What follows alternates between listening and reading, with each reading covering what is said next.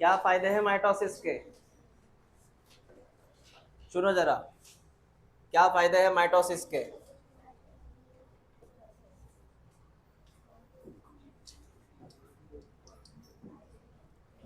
Mitosis का second नाम क्या है? Equational division. माइटोसिस का सेकंड नाम क्या है? मतलब इक्वल डिवीजन होता है सर। बेटा, पेरेंट्स में कितने क्रोमोसोम? बच्चे में कितने क्रोमोसोम आ गए? सेम आ गए ना। जो पेरेंट में क्रोमोसोम वही कहाँ पे? बच्चे में। It's called as the equational division. इसको बोलते हैं इक्वेशनल डिवीजन। ओके।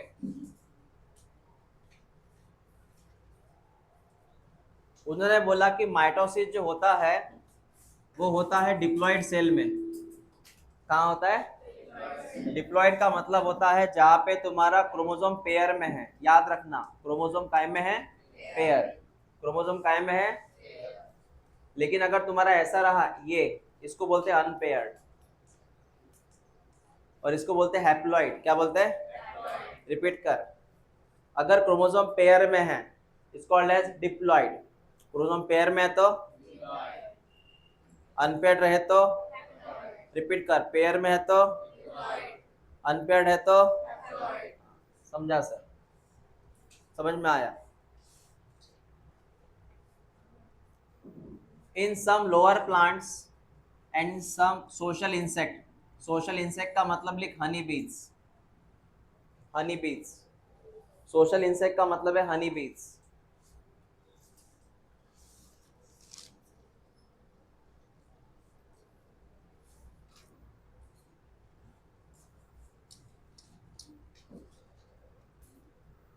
इनका बोलना है हनी बीज।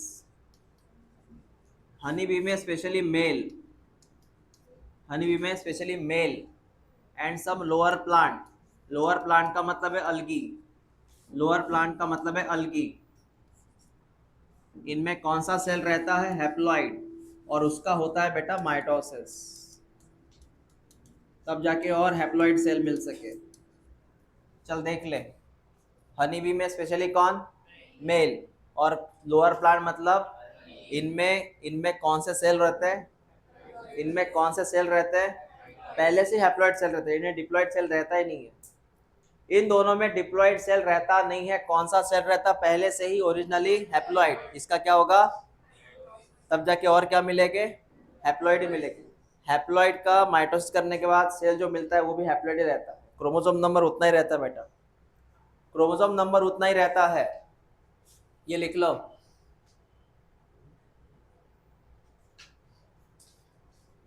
बस इतना याद रखना।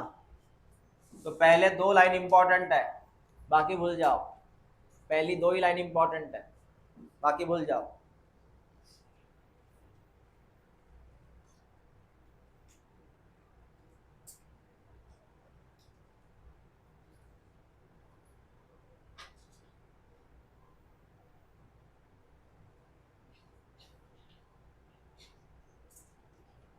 पहले फर्स्ट टू लाइन्स इंपॉर्टेंट, बाकी भूल जाओ।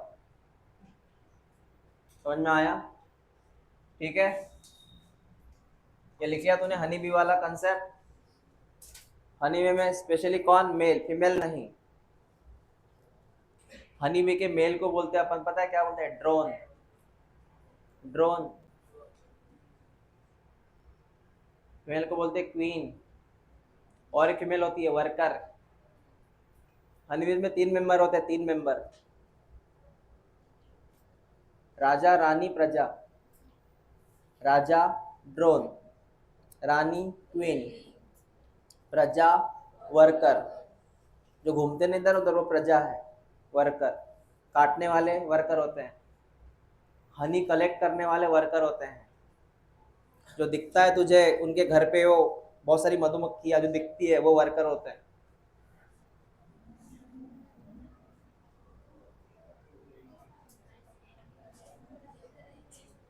जो घर बनाते उनका वो वर्कर है, सिविल वर्कर बोलते हैं उसको। जो हनी बिल आते इधर उधर से वो हफ्ता वसूली करते इधर उधर से, कलेक्टर है वो। कौन है वो? कलेक्टर। मतलब कलेक्टर है वो, नेक्टर कलेक्टर है वो, नेक्टर। हाँ चल सुन, ये क्या हुआ? फायदे क्या है सर माइटोसिस के? पहला उनके और फायदे हैं, diploid daughter cell with identical genome. Diploid daughter cell with identical genome मतलब बेटा वही बात कर रहे हैं वो। डिप्लॉयड डॉटर सेल, ये पेरेंटल सेल है, ये पेरेंटल सेल है, जो पेरेंटल सेल है जो डिप्लॉयड है, उससे मिलेगा बच्चा। बच्चा मतलब डॉटर सेल, उसका भी नंबर उतना ही रहेगा। मतलब पेरेंट्स का नंबर और बच्चे का नंबर सेम है, और इस नंबर को बोलते हैं जीनोम। क्या बोलते हैं? जीनोम मतलब chromosome number. What is genome? What is genome? इसका क्रोमोसोम नंबर ट्वाइस एन है, मतलब डिप्लॉयड है। क्या है इसका क्रोमोसोम नंबर? क्या है? डिप्लॉयड।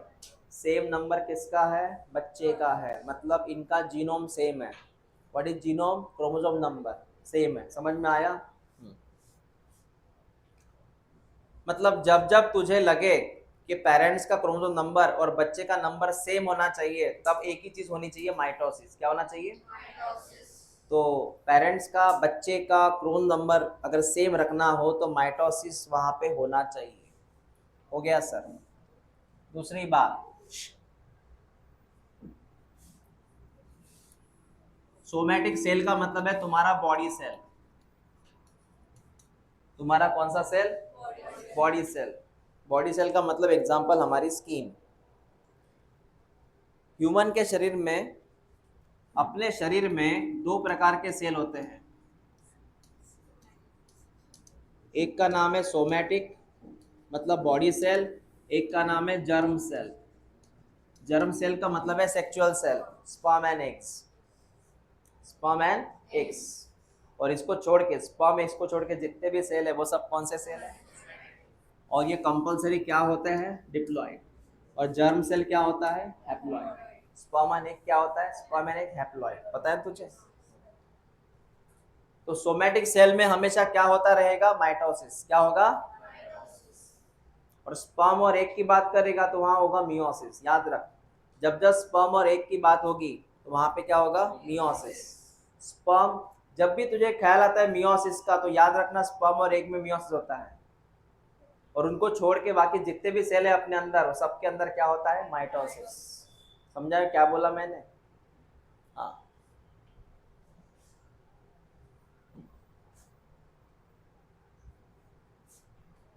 अब देख, it help in the body growth of multicellular organism. Body growth, body growth. क्या तुझे नए स्किन आ रही है?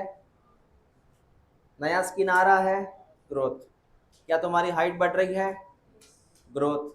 क्या तुम्हें नए हेयर आ रहे हैं? नहीं आ रहे? आ रहे? ग्रोथ। तुमको सही में नया स्किन आता है? पुरानी स्किन कहाँ जाती है? हाँ, अपन सांप की तरह है क्या? सांप क्या करता है? उसकी पूरी स्किन दिखाई देती है, और अपना ऐसा रहता है, अपनी स्किन है ना ऊपर की निकल जाती है, पता भी नहीं रहता, डेड स्किन निकल जाती है ना? ऐसा होता है बेटा। तो सर यहाँ पे सिंपल सी बात है, बॉडी ग्रोथ वही हाइट बढ़ना, नया स्किन आना। हाँ, कहीं स्किन कटी हुई है, नया स्किन वहाँ पे आता है। हाँ, चोट लगी, चोट लगने के बाद स्किन डैमेज हुआ, नया स्किन आया, सेल ग्रोथ। ये होता है माइटोसिस की वजह से, माइटोसिस के कारण हो रहा है ये। ठीक है? और पौधों में क्या है सर? पौधे की हाइट कैसे बढ़ रही है? पौधे में एक सेल है जिसमें हो रहा है माइटोसिस, उस सेल का नाम है मेरिस्टेमेटिक सेल। कौन सा सेल? मतलब टिश्यू है वो, मेरिस्टेमेटिक टिश्यू, जिसमें हो रहा है माइटोसिस। तो प्लांट की हाइट बढ़ रही है, प्लांट की हाइट बढ़ रही है। प्लांट की हाइट हमेशा ऐसे बढ़ती है, एक वो टीप पे इधर बढ़ता है, एक नीचे बढ़ता। प्लांट ऐसा कभी नहीं बढ़ता। ऐसा प्लांट फिर जो बढ़ता है, वो कुछ कुछ प्लांट रहता है, उसको एक्चुअली प्लांट के ऐसे ग्रोथ को सेकेंडरी ग्रोथ बोलते हैं। क्या बोलते हैं? और ये है प्लांट की प्राइमरी ग्रोथ। तो प्लांट फोकस करता है पहले प्राइमरी ग्रोथ पे, हाइट पे। तो प्लांट की पहली ग्रोथ है प्राइमरी ग्रोथ, हाइट। इसके लिए जिम्मेदार है ये tissue.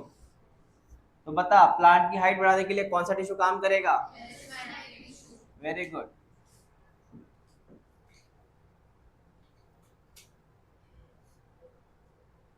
It restore the nucleosidal ratio, disturb the cell growth. मैंने पहले बोला था शुरू में। बता बेटा, ये तेरा सेल है, यहाँ पे न्यूक्लियस है।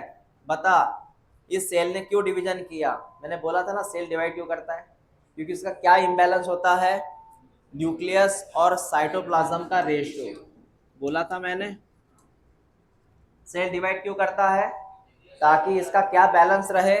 न्यूक्लियस साइटोप्लाज्म रेशियो बैलेंस रहे, वो डिस्टर्ब ना हो, इसलिए होता है ये डिवीजन। उसके बाद में तेरे सेल को रिपेयर करना है, रिप्लेस करना है, तो भी आता है वहां पे माइटोसिस। जैसे एग्जांपल सुन। एपिडर्मिस तुम्हारे स्किन का ऊपर का लेयर है। एपिडर्मिस का मतलब ये ऊपर की त्वचा, ये निकलती है और नया स्किन आता है, दैट इज माइटोसिस। ये निकलती है, नया स्किन आता है, दैट इज माइटोसिस। लेकिन एक उम्र के बाद, जैसे तुम 80 साल के हो गए, 90 साल के हो गए, फिर तुमको नया स्किन नहीं आएगा, जो है उसी से काम चलाना पड़ेगा। फिर वो तुमको पता है स्किन कैसे हो जाती है। हाँ, एकदम ऐसे नया स्किन नहीं आता, जो है उसी से काम चलाओ।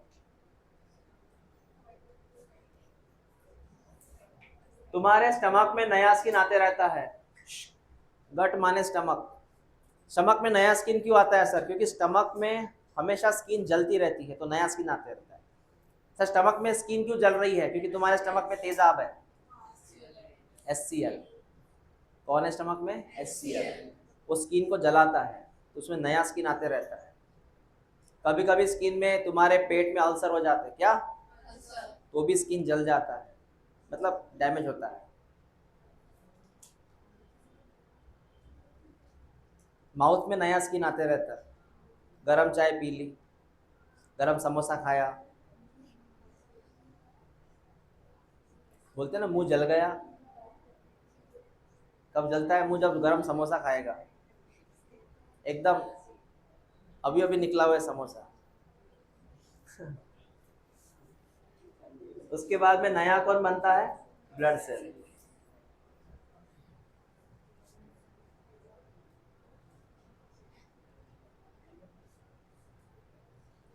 एक जन ने बोला था अगर तुझे नया ब्लड चाहिए तो टोमेटो खाया कर, बीट खाया कर। टोमेटो खाने से और खून लाल होगा, है ना?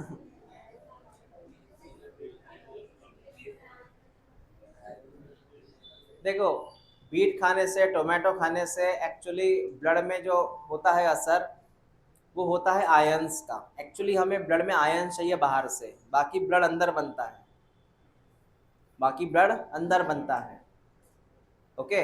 हाँ, तो टमाटर लाल है इसलिए खून लाल होगा, ऐसा कंसेप्ट नहीं है। तो लाल तो और एक फल होता है जिसका नाम स्ट्रॉबेरी होता है। ऐसा कर रहा तो पपई खाने के बाद तो पीला हो जाए ना।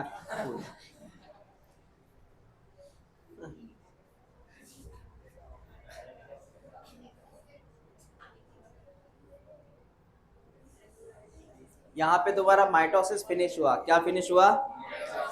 माइटोसिस फिनिश हुआ। इसके एप्लीकेशन याद रखना बेटा माइटोसिस के।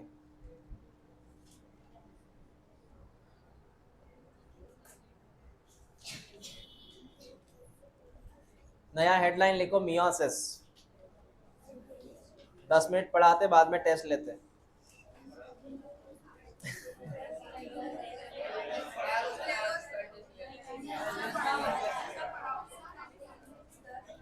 हाँ क्या? हाँ वही ना, मैं वही सोच ही रहा हूँ, तुम्हारे चेहरे देख के मैं वही सोच रहा हूँ कि तुम्हारा ध्यान किधर है। ठीक है, 5 मिनट रिवाइज करो। मैं आपको 10:30 के थोड़ा पहले पेपर दे दूंगा। 5 मिनट पढ़ाई करो केमिकल कंट्रोल का। और एक अगर कुछ एक्स्ट्रा आता है तो मैं बोनस दे दूंगा वो।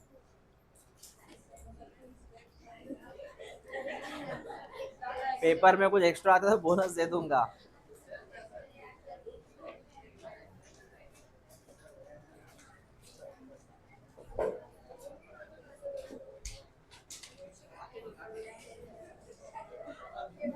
मैंने हेट्रोक्राइन ग्लैंड के एग्जाम्पल लिख के दिए थे क्या, हेट्रोक्राइन के?